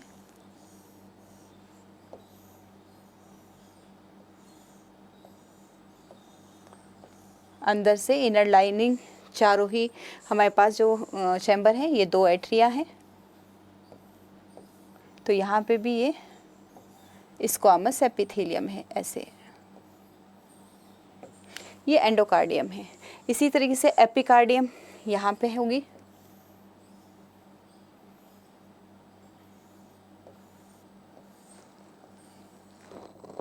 ऐसे चपटी चपटी सेल्स होंगी। तो आउटर लेयर और सबसे इनर की लेयर जो है वो एपिथेलियम कार्डियम स्क्वामस एपिथेलियम की बनी हुई है। अब जो बाकी जो पार्ट है, यानी कि यहाँ पे जितना भी ये सब कुछ भरा हुआ है, ये सब जो है हमारा मेन मायोकार्डियम है, जो कि कार्डियक मसल्स का बना हुआ है। कार्डियक मसल्स जो है ऑटो एक्साइटेबल होती है, ब्रांच, सिलिंड्रिकल, स्ट्राइटेड, यूनिन्यूक्लिएट, ये सब इसके फीचर्स हैं। तो हार्ट में अब नेक्स्ट देखते हैं, चैम्बर्स पढ़ते हैं। तो 4 चैम्बर हैं।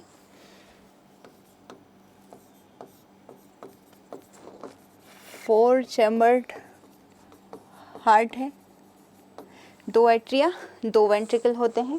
दोनों एट्रिया जो है वो सेपरेट होते हैं। यहाँ पे एक हल्का सा थिन जो है मस्कुलर फ्लैप होता है, जिससे ये 2 एट्रिया जो है हमारे सेपरेट रहते हैं। यानी कि ये राइट एट्रिया है, ये लेफ्ट एट्रिया है, राइट एट्रिया लेफ्ट एट्रिया, दोनों एट्रिया के बीच में जो है एक मस्कुलर यहाँ पे जो है सेप्टम है। इस सेप्टम्स को क्योंकि 2 एट्रिया के बीच में होता है तो इंटर एट्रिकुलर सेप्टम हो जाएगा। इसी तरीके से यहाँ नीचे जो है 2 वेंट्रिकल होंगे, बीच में ये जो है एक थिक सा जो है, काफ़ी थिक होगा, ये उससे ज़्यादा थिक होगा ऐसे, ये सेप्टम हो जाएगा interventricular septum, inter auricular septum. तो ये हमारे पास है राइट एट्रिया, राइट एट्रिया। हम लोग का जो राइट है वो यहाँ लेफ्ट है, जो यहाँ राइट है वो हमारा लेफ्ट है। तो ये इधर वाला जो है लेफ्ट एट्रिया, ये राइट वेंट्रिकल हो जाएगा, राइट वेंट्रिकल, और ये लेफ्ट वेंट्रिकल। ये जो है थिन मस्कुलर फ्लैप है, inter auricular thin muscular septum, जिसको कहा जाएगा इंटर, इंटर मीन्स दोनों के बीच में है, तो इंटर एट्रियल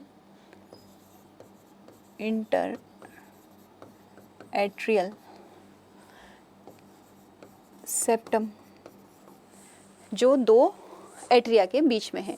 जो दो वेंट्रिकल के बीच में है ये थिक होता है ये भी मस्कुलर ही, तो ये हो जाएगा interventricular septum, thick muscular flap, thick muscular septum ही कह देते हैं। ये हो गया। अब जो है एट्रिया, ये राइट एट्रिया है, राइट वेंट्रिकल है, इन दोनों के बीच में भी पार्टीशन है, इन दोनों के बीच में भी पार्टीशन है। यहाँ जो ये होता है ये काफ़ी थिक है और फाइब्रस होता है, बहुत ज़्यादा थिक है, यानी इससे भी ज़्यादा थिक होता है। ये जो कहलाया जाएगा हम लोग का, किसका बना होता है, थिक फाइब्रस कनेक्टिव टिश्यू का बना होता है। थिक फाइब्रस कनेक्टिव टिश्यू से बना है। और क्योंकि ये जो है राइट वाला राइट एट्रिया और राइट वेंट्रिकल को सेपरेट करता है, लेफ्ट साइड में लेफ्ट एट्रिया और लेफ्ट वेंट्रिकल को सेपरेट करता है, काफ़ी थिक है, फाइब्रस कनेक्टिव टिश्यू का बना हुआ होता है। इसको कह देते हैं auriculo inter auriculo ventricular septum, inter auriculo ventricular septum, इस तरह से। तो 4 चैम्बर्ड हार्ट है, 2 एट्रिया है, 2 वेंट्रिकल हैं। जो एट्रिया होते हैं वो आपस में एक दूसरे से सेपरेट होते हैं एक थिन मस्कुलर फ्लैप सेप्टम से, जिसको कहा जाएगा इंटर एट्रियल सेप्टम। इसी तरीके से 2 वेंट्रिकल जो है वो एक दूसरे से जो है सेपरेट है। यहाँ थोड़ा सा मस्कुलर जो सेप्टम है वो थोड़ा सा थिक है, इसको कह देंगे इंटर वेंट्रिकुलर सेप्टम।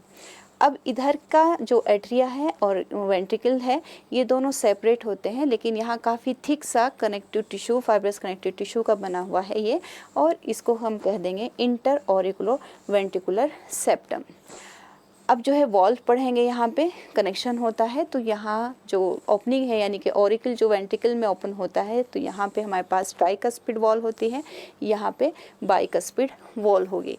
तो इस तरह से 4 चैम्बर्ड हार्ट हो गया है, चारों हम लोगों ने पढ़ लिए हैं, सेप्टम पढ़ लिए हैं। तो नेक्स्ट पढ़ते हैं इसकी वॉल।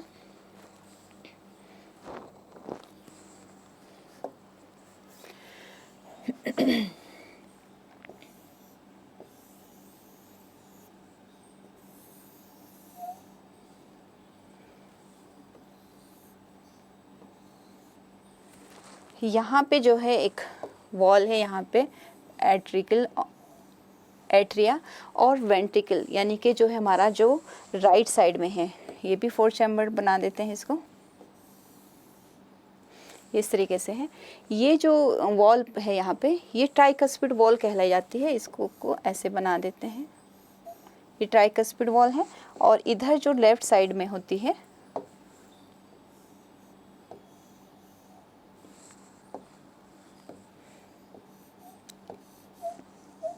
ये बाइकस्पिड वॉल है। तो राइट साइड में जो है ट्राइकस्पिड वॉल, लेफ्ट साइड में जो है हमारी बाइकस्पिड वॉल होगी, यानी कि मित्रल wall.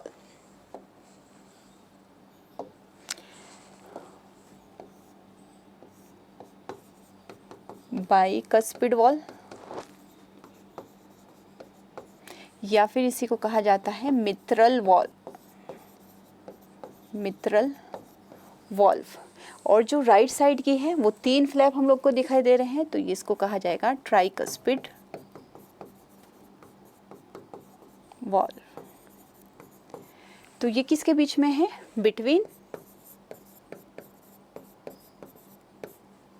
Between right atria and right ventricle, ये ट्राइकस्पिड वॉल है। और between left atria and left ventricle जो है वो मित्रल वॉल या बाइकस्पिड। देखिए ये राइट एट्रिया, ये लेफ्ट एट्रिया, ये राइट वेंट्रिकल, ये लेफ्ट वेंट्रिकल है।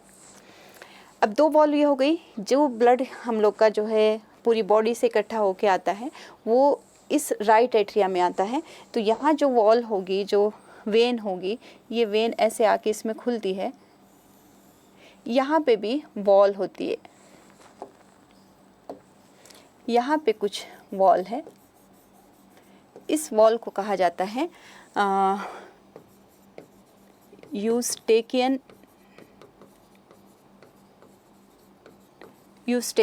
वॉल, यानी कि ये जो वेन है सबसे बड़ी वेन है, इसको इन्फीरियर वेने केवा कहते हैं। इन्फीरियर वेने केवा।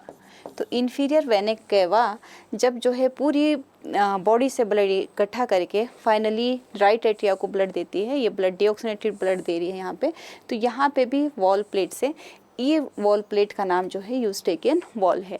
हमेशा जो वॉल होती है वो बैक फ्लो को रोकती है, यानी जहाँ तक ब्लड आ गया है अब उससे बैक ना हो इसलिए होती है।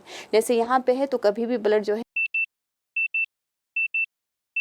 होगा वो जो है इधर एट्रिया से वेंट्रिकल की तरफ होगा। तो ये यूस्टेकियन वॉल हो गई है। इसके अलावा हमारे पास यहाँ जो ये वेंट्रिकल है, यहाँ से ब्लड जाता है लंग्स के पास। तो जो लंग्स को जाएगा यहाँ से ब्लड,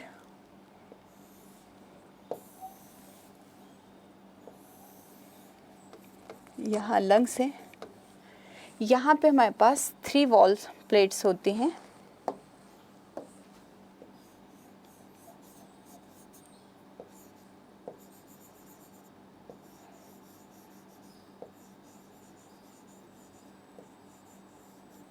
इस तरह से ये जो है हमारे पास पल्मोनरी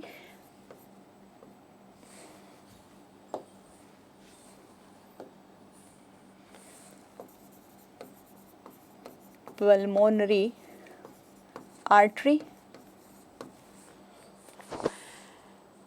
देखिए कितनी वॉल पढ़ चुके हैं अभी तक। जो लेफ्ट एट्रिया और लेफ्ट वेंट्रिकल के बीच में बाइकस्पिड वॉल या फिर जो है मित्रल वॉल कहेंगे। इधर राइट एट्रिया और राइट वेंट्रिकल के बीच में जो वॉल है ये ट्राइकस्पिड है, इसमें 3 फ्लैप्स है इसलिए ट्राइकस्पिड वॉल है, इसका कोई दूसरा नाम भी नहीं है। यहाँ पे तो दूसरा नाम मित्रल वॉल। फिर हमारी बॉडी से जो पूरा एक जो मेजर वेन आ रही है जिसका नाम है इन्फीरियर वेने केवा, तो यहाँ पे एक वॉल प्लेट से, इस वॉल प्लेट का नाम जो है यूस्टेकियन वॉल हो जाएगी।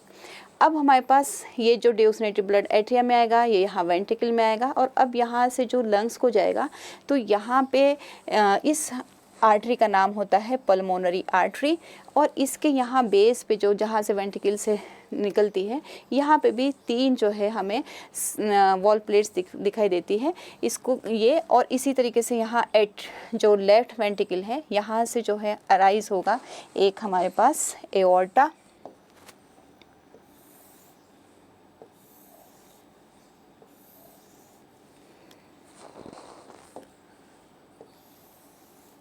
ये जो है तो यहाँ पे भी इसी तरीके से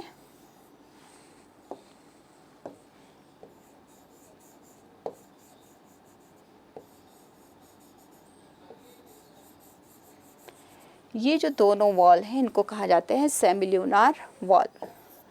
सेमील्यूनार वॉल। तो इतनी वॉल होती है हमारे हार्ट में, बाइकस्पिड वॉल, ट्राइकस्पिड वॉल, ये यूस्टेकियन वॉल और यहाँ सेमील्यूनार वॉल। ये जो है ये मेजर एओर्टा है। इसको पढ़ेंगे किस तरह से ब्लड कैसे जा रहा है। यहाँ हम लोग सिर्फ वॉल की बात कर रहे हैं। तो bicuspid valve between left atria and left ventricle, tricuspid wall between right atria and right ventricle, Eustachian wall जो है वो इन्फीरियर वेने केवा में है, जबकि सेमिल्यूनार जो वॉल है वो पल्मोनरी आर्टरी और एओर्टा के बेस पे है, वेंट्रिकल के अंदर जहाँ से ये अराइज हो रही है वहाँ पे ये वॉल प्लेट्स हैं। इस तरह से हो गया। अभी नेक्स्ट देखते हैं।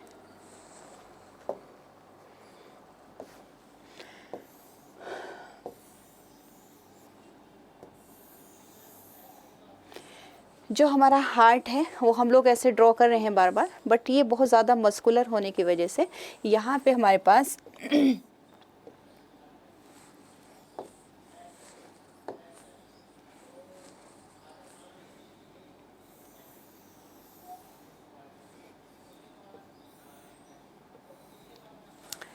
यहाँ पे जो है अंदर जो है मस्कुलर वॉल होगी यहाँ पे, तो मस्कुलर वॉल ऐसे कह सकते हैं,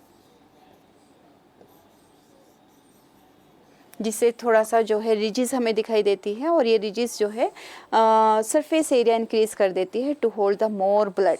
इसी तरीके से वेंट्रिकल वॉल में भी यहाँ बहुत ज़्यादा हमें ऐसे रिजिस दिखाई देती है। फिर ये हमारा सेप्टम है, ये इंटर ऑरिकुलर सेप्टम है, और यहाँ से ये हम लोग का जो है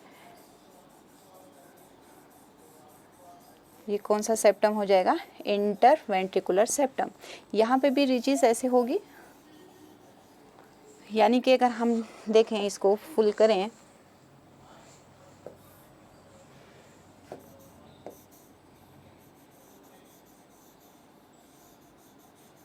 तो कुछ इस तरह से होगा, ऐसे मस्कुलर वॉल होगी।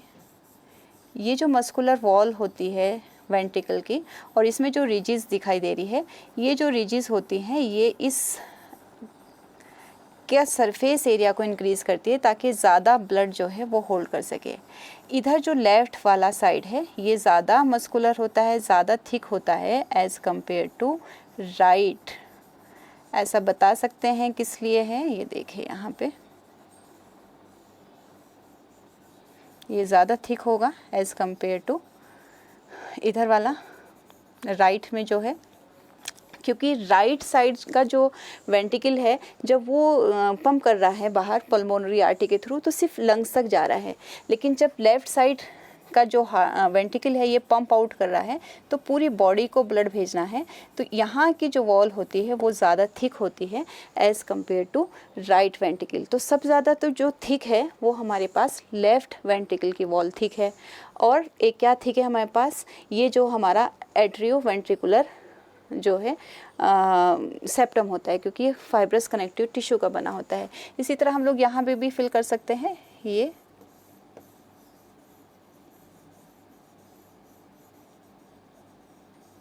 इस तरह से जो है बहुत ज़्यादा मस्कुलर हार्ट होता है।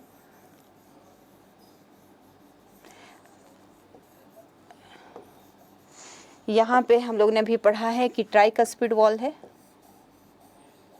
यहाँ पे बाइकस्पिड वॉल है, इस तरह से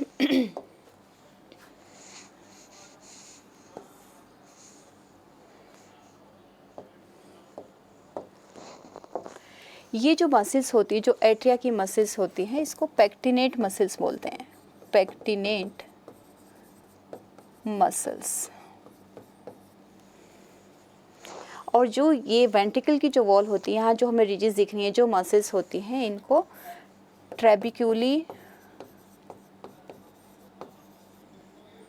कॉल्यूमनी बोल देते हैं,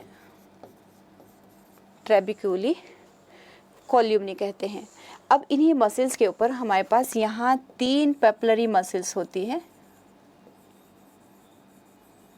इनको कहेंगे पेपलरी मसल्स। इन पेपलरी मसल से हमारी ये वॉल जो है इस तरह से बाइंड रहती है। इसी तरह इधर जो है 2 होंगी पेपलरी मसल्स, ये वॉल प्लेट्स यहाँ से ऐसे बाइंड रहेंगी, इनको कहा जाता है कॉर्डी। ये जो फाइबर्स होते हैं, ये वाली मसल्स को पेपलरी मसल्स, पेपलरी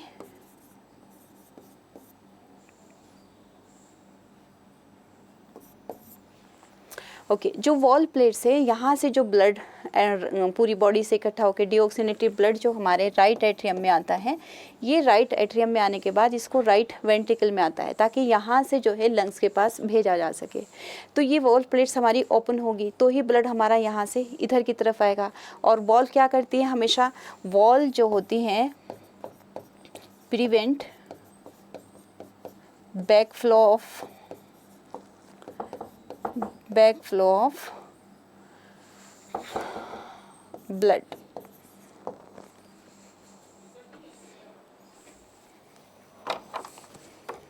कितना टाइम लगेगा? अभी तो टाइम लगेगा 20 मिनट। किस लिए? कुमार सर पूछ रहे हैं, उन्हें करना है क्या? हाँ, किसी टीचर को लाया वो फिजिक्स का। अच्छा, बस 15-20 मिनट, ख़त्म करती हूँ, ठीक है।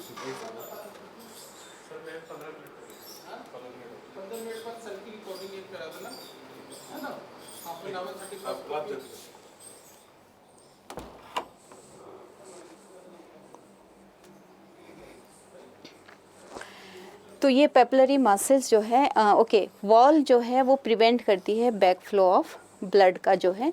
तो एक बार जो है ब्लड यहाँ से ये ओपन होगा तो ब्लड हमारा राइट एट्रियम से राइट वेंट्रिकल में आएगा, इसी तरह लेफ़्ट एट्रिया से लेफ़्ट वेंट्रिकल में आएगा।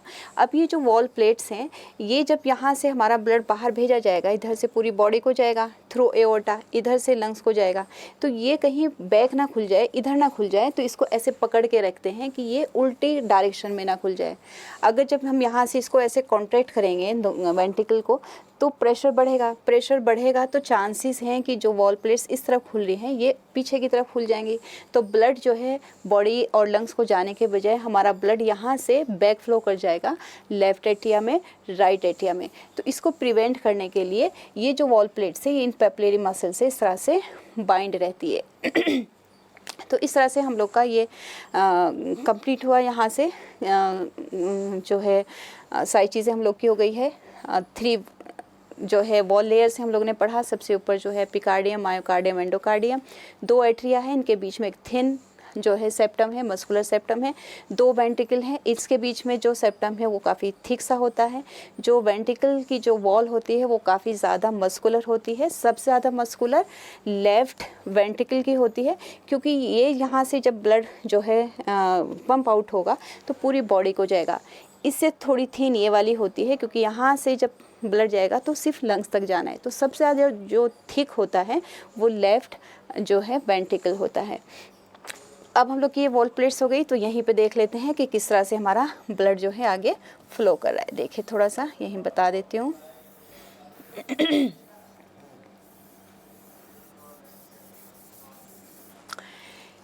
जो राइट एट्रिया है, यहाँ से हमारा डीऑक्सीनेटेड ब्लड जो है वो जाएगा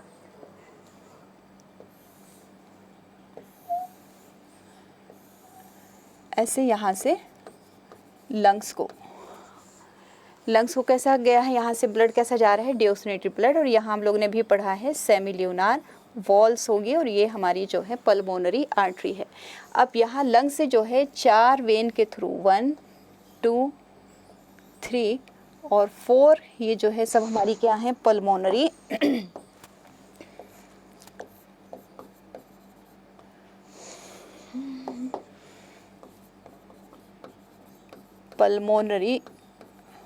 वेन है। फिर भी ये जो है इनके पास ऑक्सीनेटेड ब्लड है। क्यों ऑक्सीनेटेड ब्लड है? और ये नंबर में कितनी है, 4 है। 2 एक लंग से और 2 एक लंग से ब्लड लेके, कैसा ब्लड होगा, ऑक्सीनेटेड ब्लड होगा, उसको लेके लेफ्ट एट्रिया में आएंगी। ब्लड गया कहाँ से था, राइट जो है वेंट्रिकल से गया है। और ये वाला जो है हमारे पास ये है पल्मोनरी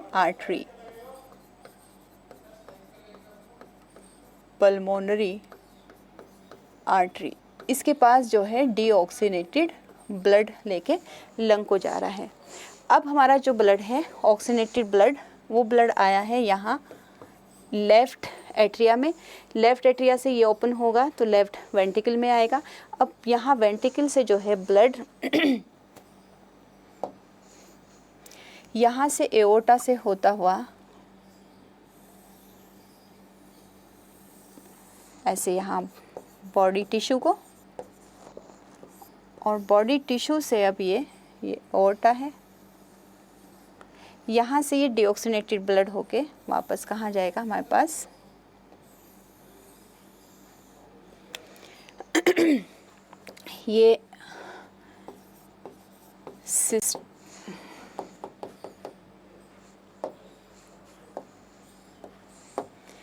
ये है सिस्टेमेटिक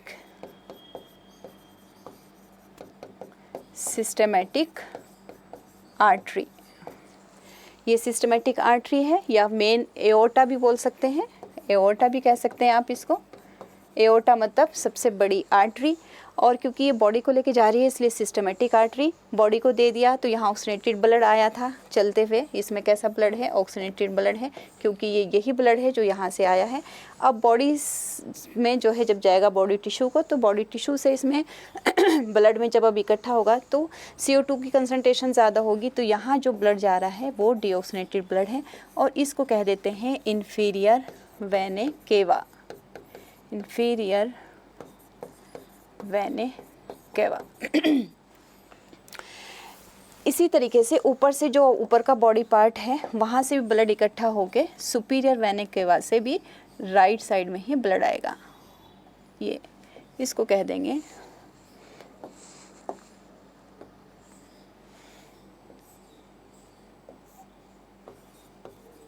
सुपीरियर वेने केवा। तो दो बार जो है हमारे जो ब्लड है वो हमारे हार्ट से, एक बार यहाँ राइट एट्रिया से, राइट वेंट्रिकल से लंग्स को जा रहा है, वापस आ रहा है लेफ्ट एट्रिया में। तो एक सर्कुलेशन कंप्लीट हो गया, ये 1 हो गया हमारा कंप्लीट। फिर दूसरी बार जो है हार्ट से जो है यानी कि लेफ़्ट वेंट्रिकल से बॉडी को जा रहा है, बॉडी से इकट्ठा होकर वापस राइट एट्रिया में जा रहा है, तो ये हो गया है सेकंड सर्कुलेशन। इस तरह से इसको डबल सर्कुलेशन कहा जाता है। तो डबल सर्कुलेशन हो गया ये हमारा, एक बार हार्ट से लंग्स को, एक बार हार्ट से बॉडी को, फिर बॉडी से इकट्ठा हो गया हार्ट को आया, लंग्स से इकट्ठा हो गया हार्ट को आ गया, इसीलिए डबल सर्कुलेशन कहते हैं। और ये वाला जो सर्कुलेशन है 1, इस 1 सर्कुलेशन को कह देंगे पल्मोनरी सर्कुलेशन,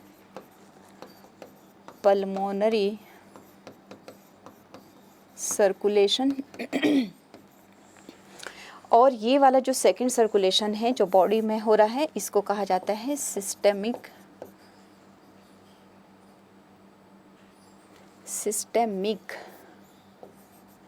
आर्टरी और सिस्टेमिक सर्कुलेशन। तो इस तरह से ये 2 सर्कुलेशन जो है इसी की वजह से कहा जाता है डबल सर्कुलेशन।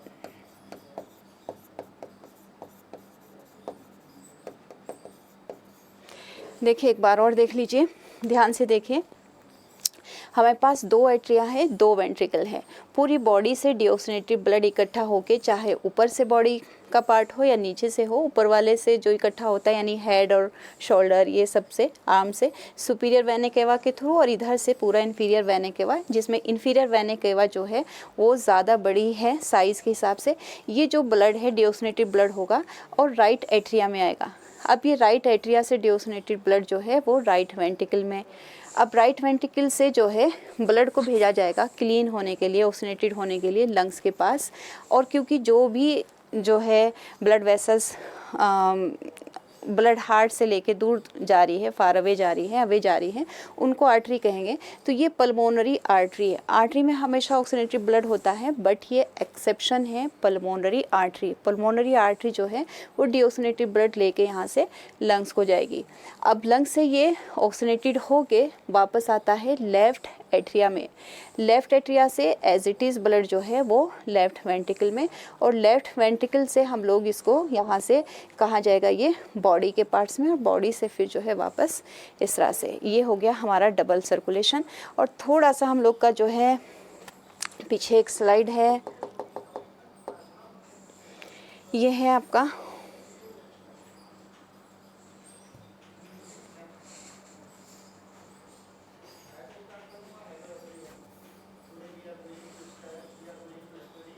जी। तो देखिए यहाँ पे हम लोग को दिख रहा है ये राइट एट्रिया है, ये लेफ़्ट एट्रिया है, ये लेफ़्ट वेंट्रिकल है, ये राइट वेंट्रिकल है।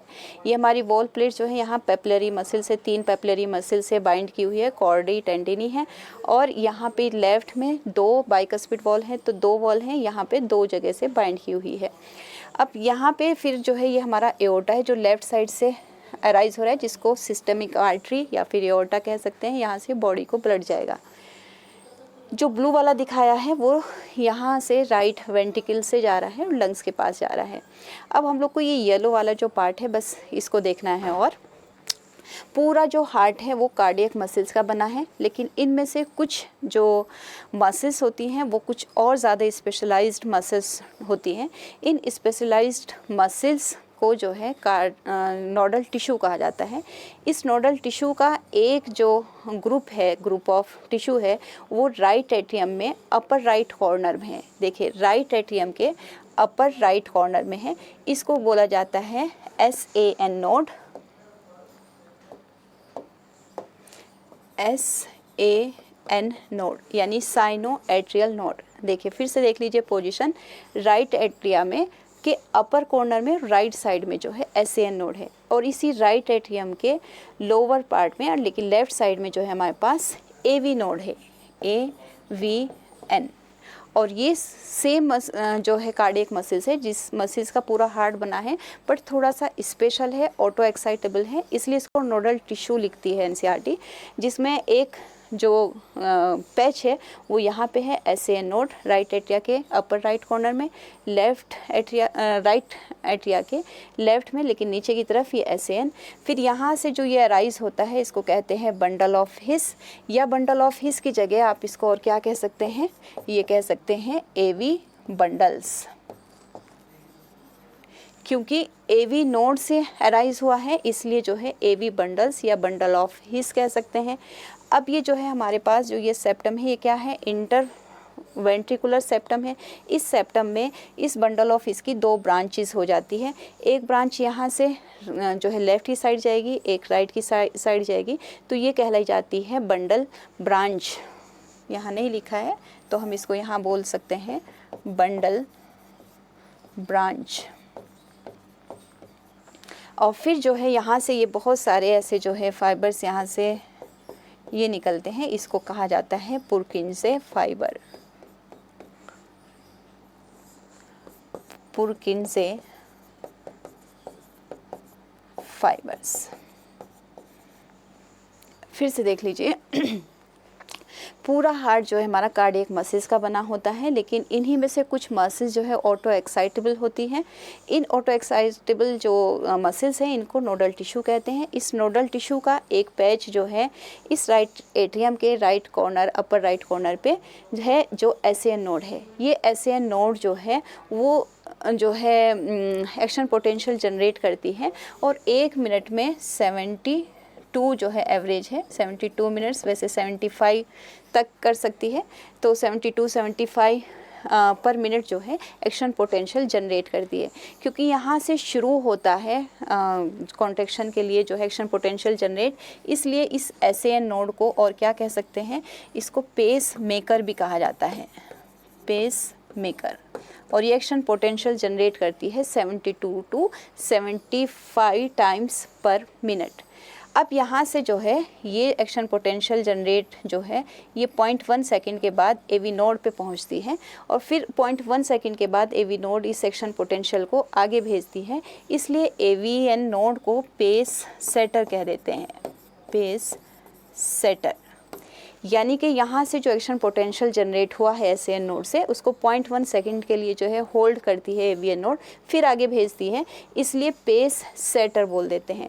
यहाँ से फिर बंडल ऑफ हिस है, फिर बंडल ब्रांचेस है, फिर पुरकिंसे फाइबर है। यानी जैसे ये है तो यहाँ से फाइबर्स ऐसे, इधर से ऐसे, यहाँ से फिर पुरकिंसे फाइबर ऐसे ऐसे ऐसे हो जाएंगे, तो पूरा जो हार्ट है एक साथ जो है पूरे में एक्शन पोटेंशियल जनरेट होगी। और एक बार एट्रिया का सिस्टोल होगा, एक बार वेंट्रिकल का सिस्टोल होगा, और ब्लड जो है बाहर पंप आउट कर दिया जाएगा।